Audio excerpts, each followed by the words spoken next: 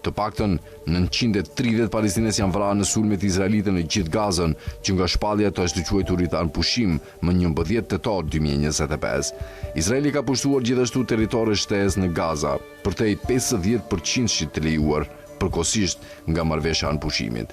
Kryeministri Benjamin Netanyahu pranoi javën e kaluar se trupat e tij kontrollojnë të paktën 60% të rripit. Ai tha se kishte dhënë urdhër që ushtria ta zgjerojë këtë në 70% si një hap shtesë drejt pushtimit të plot të Gazës.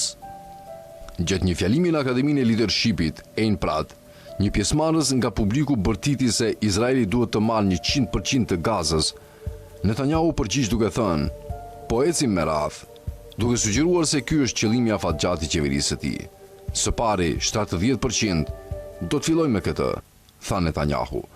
Hebrejt izraelit nacionalist fetar në kabinetin e Netanyahut shpresojnë të kolonizojnë gjithë Gazën, duke pastruar etnikisht nga banorët palestinez dhe duke ndërtuar vendbanime për hebrejt, si ato që kanë ndërtuar në mënyrë të paligjshme në bregun perëndimor të pushtuar që nga viti 1967.